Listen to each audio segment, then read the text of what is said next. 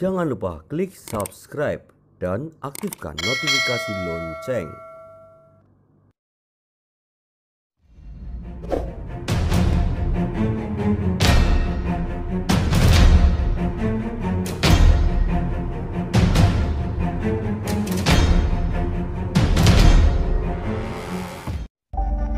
Acara ini dipersembahkan oleh Bekam Rukyah Jogja, terapi syar'i sesuai sunnah Nabi, pengobatan medis dan non-medis, Jalan Luwanu 44 Yogyakarta, telepon 0823 1347 7172.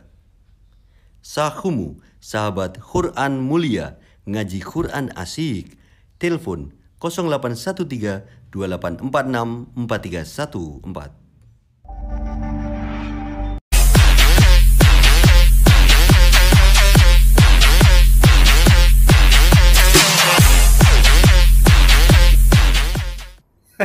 Lu malah ketawa. Yang namanya ibadah itu ketawa juga ibadah. Iya. Senyum ibadah. Sumeh ya. Iya.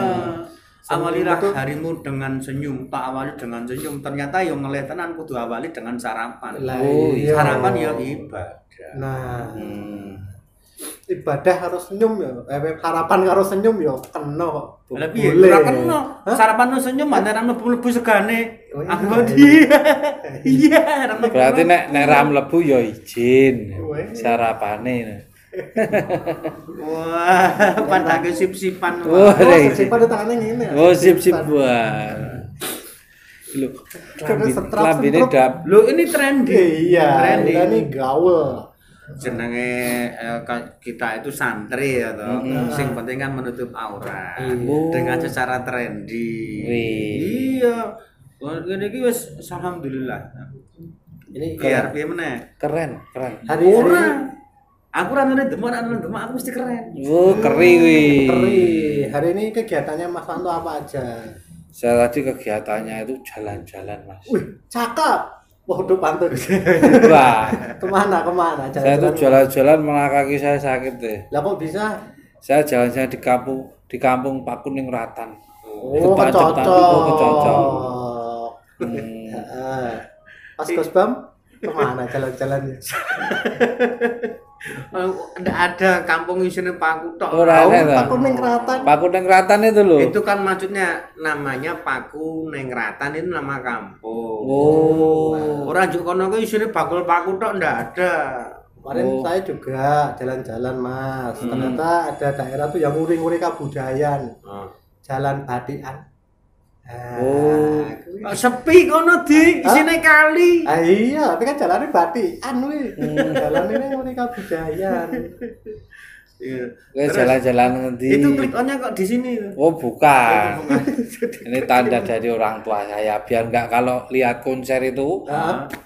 Ibu saya kan sering lihat konser rock, jadi anak saya itu saya dikasih kayak gini biar nanti kalau hilang bisa ketemu ada tandanya. Oh, nek saya dulu nonton konser sama ibu saya di kayak Rafia kok.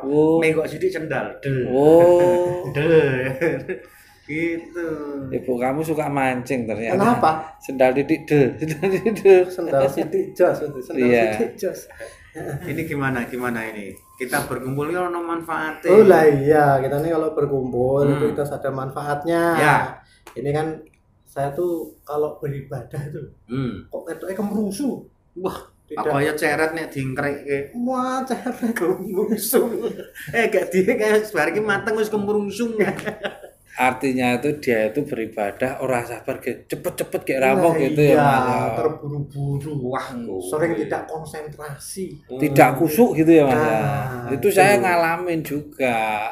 Ya mungkin jadi intinya itu kita itu pengen menikmati ibadah itu yang bener itu yang gimana gitu kan piye? Terus caranya itu gimana? Loh, itu jangan tanya ke saya. Bertanyalah kepada yang bisa. Oh, katanya sampean itu sering MC ustadz itu itu jauh jobnya.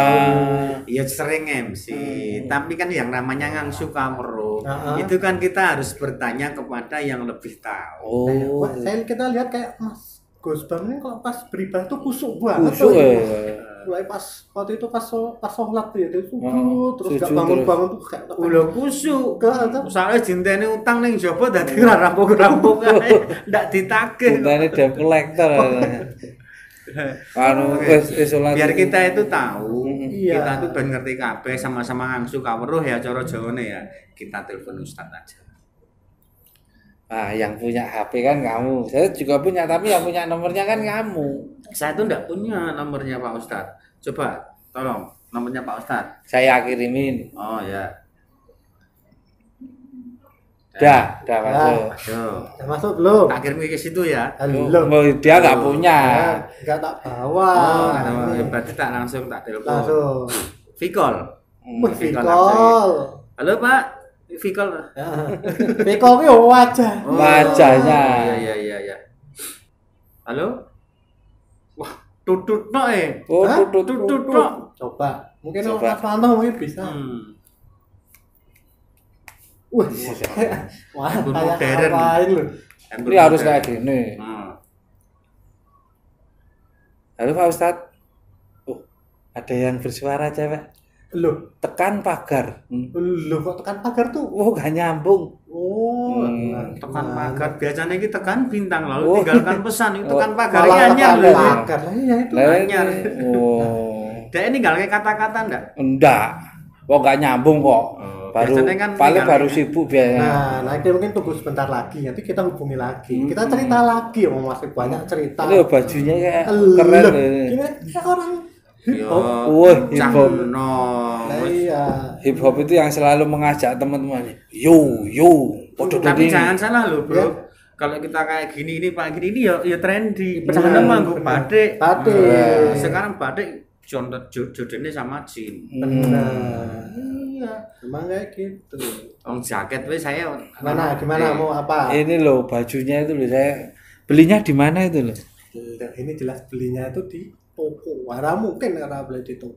Ini kan bajunya kan kelihatan banget tuh. Keren merah, Oh ya, kuning, hijau gini kan. kemarin saya beli kain. Lo kok beli kain? Beli kain batik. Aha. Saya keantar ke tukang jahit Aha. buat baju. Bayarnya itu ongkos jahitnya itu 75.000. Terus? Habis itu saya ambil kurang uangnya. Kurang uangnya toh, terus diambil besok aja ya, kurang 30.000. Ya. Ternyata kurang 30.000 udah jadi Bu, udah dikasihkan. Ternyata lengannya hilang. Loh kok lengannya hilang? Kamu kan bayarnya kurang. Oh, kurang. Nah, sekarang coba di telepon lagi Pak Bu, Ustadz. Mas Iwan aja. Oh ya. Ya saya telepon. Ada kuncinya enggak tuh? Ini ada kunci Inggris nih. Wah. Tak telepon ya nih biar mancing-mancing itu. biar langsung datang. Assalamualaikum Pak Ustadz.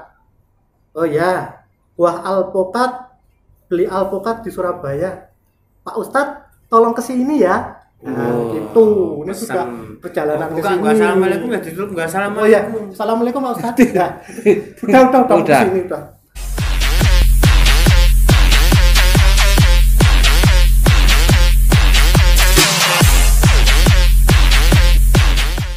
Ini kita tinggal tunggu Pak Ustadz datang. Pak Ustaz bawa apokat tadi. Iya. Di situ kan pesen apokat. Jangan lupa apokat Pak Ustaz. Terus Yang penting kita tunggu Pak Ustadz. Nanti daripada kita ibadah kita buru-buru kan.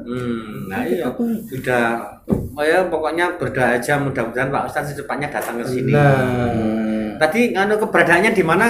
Bilang nggak sama situ? Ya udah tak telepon sedang menuju ke sini. Oh, udah Sebentar ditelepon lagi tadi. Oh ini. Oh ini Pak Ustad. Sudah ditunggu-tunggu ya Pak Ustadz hadiran. Waalaikumsalam. Waalaikumsalam. Waalaikumsalam, Ustaz. Jadi rodo suwe le ngenteni.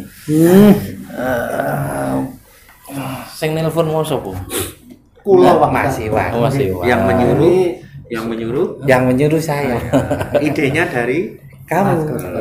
Ora langsung ditelepon dhewe wae. Wah, nek langsung berarti live. Berarti live. Jadi Ya, begini Pak. Tapi pas telepon kita mau tanya menikmati ibadah gitu ya. Iya. Itu Pak. Bener ya? Bener. Tadi kan kita ngobrol-ngobrol, saya Ngobrol. Ngobrol. Mas saya tadi ngomong apa?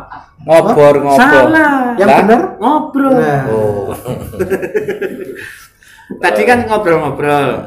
Nah, saya awali dengan ketawa, dengan senyuman. Dok kaget kok guyu dhewe lho kan ibadah. Kan menikmati ibadah seperti ini. Terus ini teman-teman bilang, terus nek bangsa nggon ibadah iki kita bisa menikmati tangkon Pak Ustadz doang. Tuh. Ya. Jadi banyak orang itu beribadah tapi tidak bisa menikmati. Artinya nih, ibadah itu dirasani abot, wegah, ya, sampai mungkin terbebani, mungkin akhirnya jadi malas melakukan.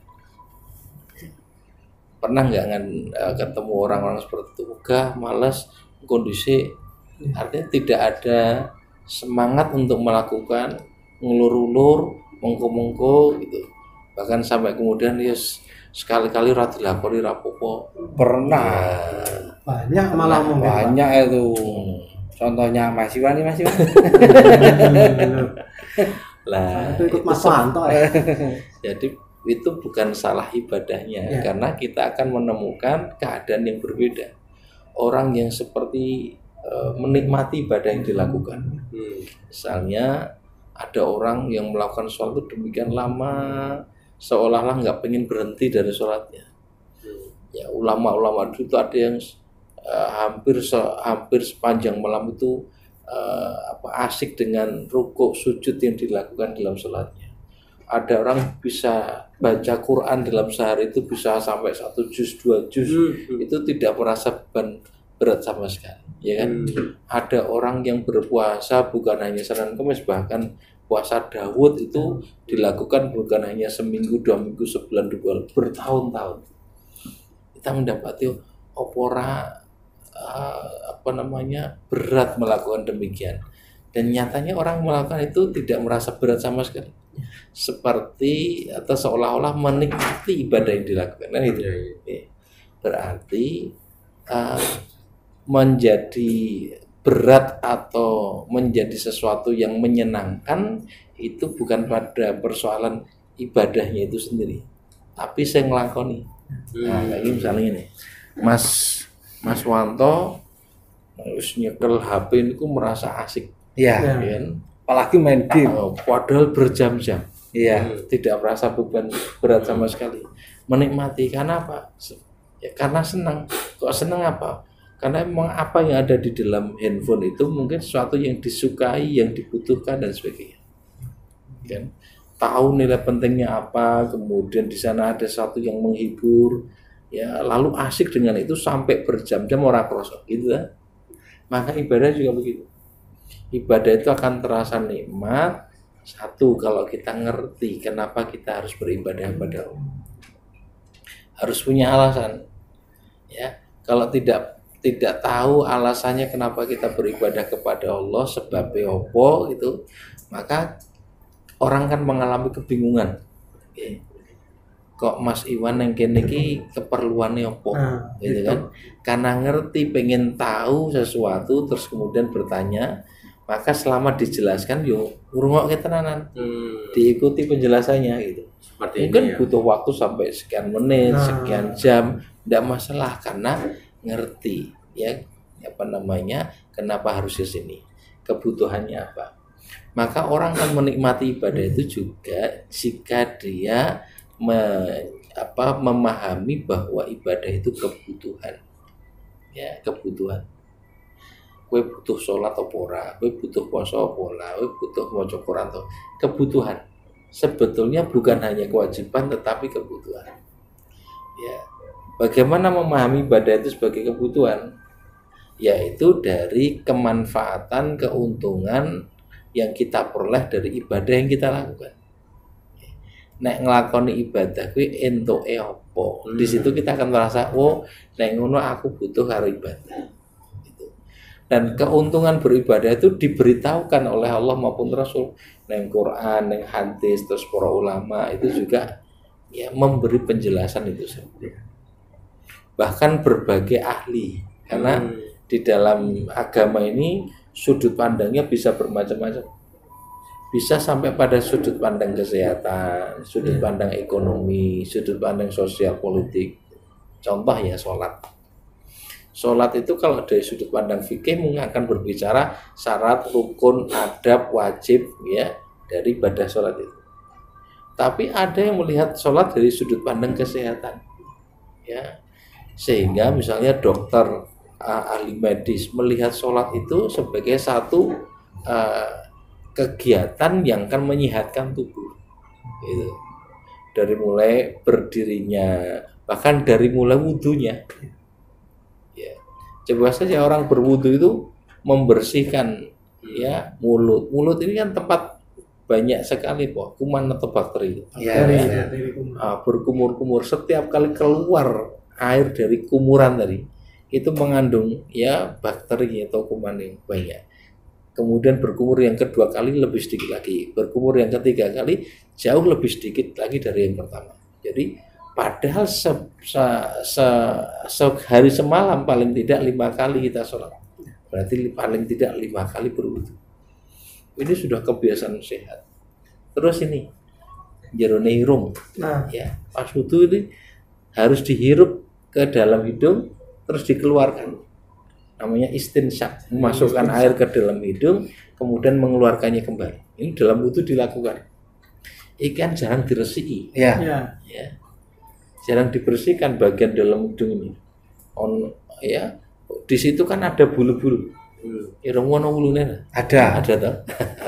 Itu kan untuk menyaring kotoran, begitu kotoran masuk ini tertahan oleh bulu-bulu ini. Tapi karena tertahan kan orang metu-metu. Bagaimana mengeluarkannya? Maka pada saat itu dimasukkan air itu ke hidung, dikeluarkan kembali. Sehat hidungnya. Ya. Belum lagi nanti pada saat membasuh tangan di sela-sela jari, ini kan sunahnya di sela-sela. Ya, ilmu pijet ini memang ada saraf-saraf yang distimulasi, ini akan mempengaruhi kesehatan. Gitu. Nanti pada saat kaki juga bukan hanya dibasuh tapi juga di sela-sela jarinya. Yo gitu Pak Ustadz. Nanti sholatnya baru wudu itu. Iya. Ya, dan ini aspek kesehatan, belum aspek sosial, aspek macam-macam. Masih banyak yang dibicarakan Pak Ustadz. Ditahan dulu. Jangan ditahan Pak Ustadz, nggak salah kok ditahan. Maksudnya obrolannya, materinya. Ya, sebelum dilanjutkan Pak Ustadz, monggo Mas Iwan. Ya masih banyak obrolan yang akan kita dengarkan bersama Bapak Ustadz Sigit Yulianto tentang menikmati ibadah. Sama-sama kita tunggu setelah komersial break berikut ini.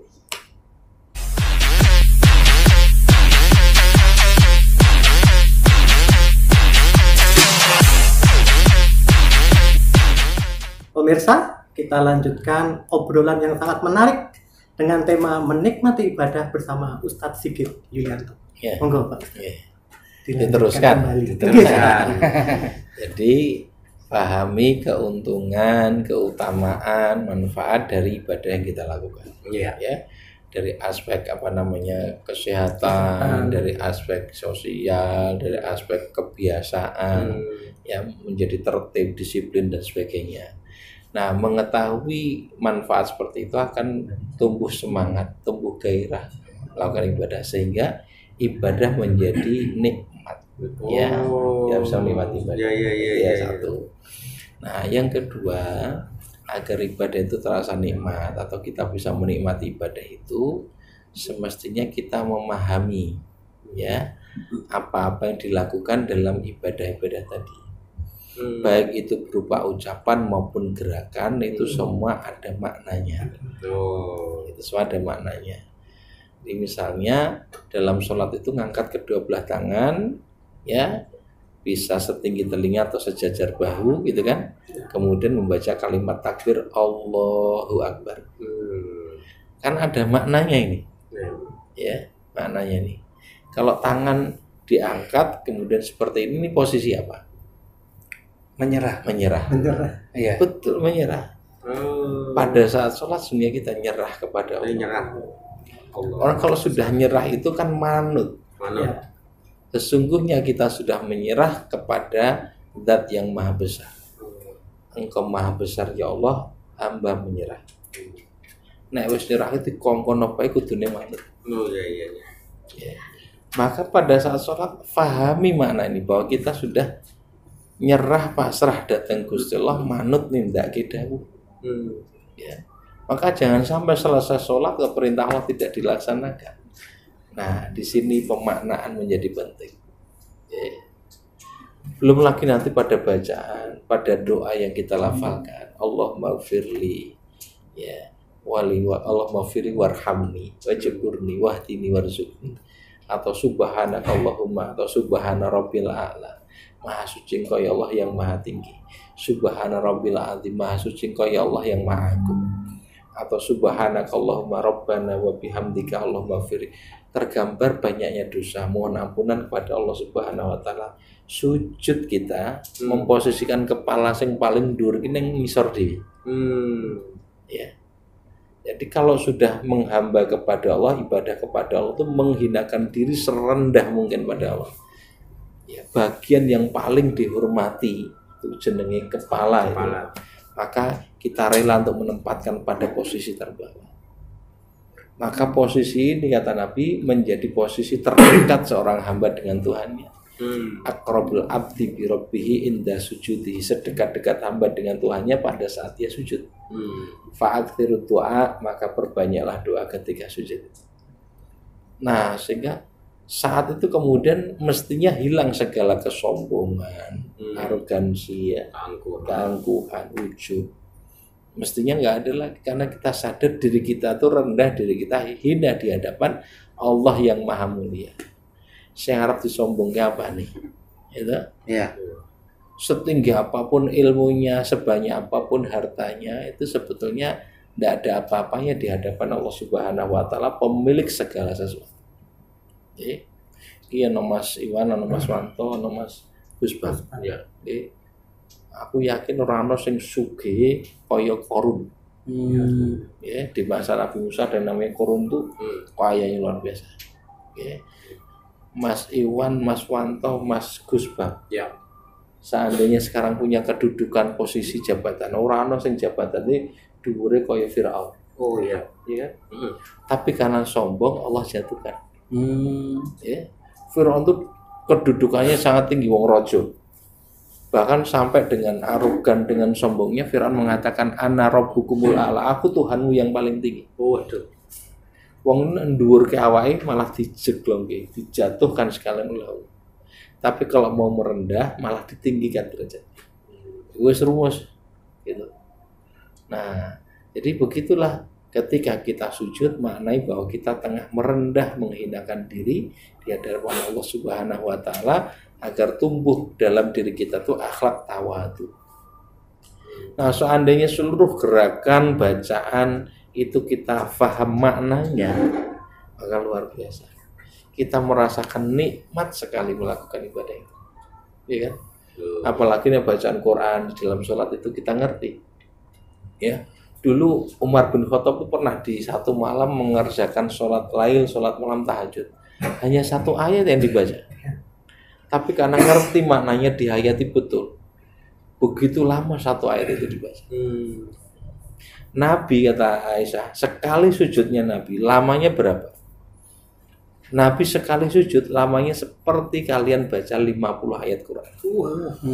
Luar biasa. Mas Wanto luwe sebenarnya. Lebih lama lagi. Pas sujud soalnya turu. Ah iya. Oh. Suwe banget. Sholat subuh sampai subuh berikutnya. Nah, jadi kalau orang itu memahami betul maknanya, ya, kandungan dari ucapan, gerakan atau apa yang dilakukan dalam ibadah itu, dia akan bisa menikmati ibadah. Itu yang kedua, ya. Nah, yang ketiga, kebersamaan atau berjamaah. Ya. Mungkin bareng-bareng juga seneng, gitu. Ya memang kadang-kadang sok pengen dewi, tapi ketika bersama dengan yang lain rasa bahagia itu lebih terasa. Ya. Ngopi bareng karo ngopi dhewe itu kan seneng bareng-bareng. Iya. Makan yang sederhana lauknya ning bareng-bareng luwih rasane ini nikmat. Ya. Begitupun ibadah nek leng lakoni bareng-bareng. Ya.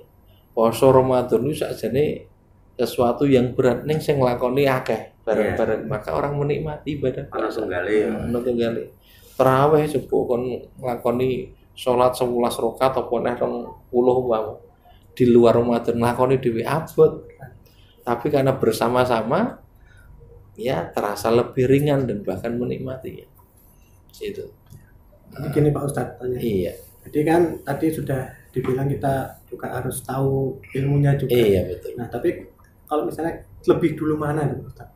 Kita menjalankan ibadah tapi belum tahu ilmunya, apa kita harus belajar ilmu dulu atau bersamaan gitu? Ya, tiap orang bisa jadi berbeda-beda. Iya, tiap orang berbeda-beda. Ada yang belajar dulu baru kemudian bisa melakukannya, ada yang melakukan baru kemudian karusinau gitu.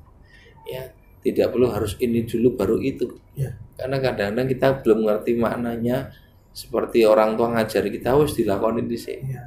Ya, sambil ngelakoni kemudian kita menjadi lebih tahu, oh karepe koyo ini. Nah gitu. Belajar pun bukan sekedar mengetahui terus ora diamal, kayak ada tuntunan untuk mengamalkan yang kita pelajari. Seperti itu. Ya, ini kan udah panjang lebar, udah ilmunya udah dikasihkan semua. Kesimpulannya Pak Ustadz. Dinteni tuh. Kesimpulannya itu loh biar nanti ngantuk itu Pak oh Ustadz. enggak, biar nanti pemirsa itu bisa mengamalkan atau melaksanakan di rumah. Boleh aku pokoknya. Jenengan apa? Jenengan monggo. Satu ya, agar kita bisa menikmati ibadah ya, fahami hikmah ya dari ibadah yang kita lakukan. Hikmah itu berupa keuntungan, manfaat, keutamaan, sehingga termotivasi lalu kita bisa menikmati ibadah itu. Yang kedua, fahami makna-makna dari apa yang kita lakukan di dalam ibadah itu. Ya, gerakan maupun ucapan dalam ibadah yang kita lakukan, fahami maknanya, hayati itu, maka kita akan menikmati ibadah. Dan yang ketiga, kita butuh kebersamaan yang akan menguatkan rasa bahagia dalam ibadah yang kita lakukan, sehingga ibadah benar-benar kita nikmati. Saya kira begitu. Udah paham? Udah paham kan? Mas Iwan yang tutup. Terima kasih Pak Ustadz Sigit Iya, Yulianto. sama-sama. Demikianlah tadi obrolan yang sangat menarik bersama Ustadz Sigit Yulianto. Semoga kita bisa mengambil hikmah dan manfaat dari obrolan tersebut. Wassalamualaikum warahmatullahi wabarakatuh. Waalaikumsalam warahmatullahi wabarakatuh. Acara ini dipersembahkan oleh Pekam Rukyah Jogja, terapi syar'i sesuai sunnah Nabi, pengobatan medis dan non-medis, Jalan Luwanu 44 Yogyakarta, telepon 0823 1347 7172. Sahumu, sahabat Quran mulia, ngaji Quran asik, telepon 0813 2846 4314.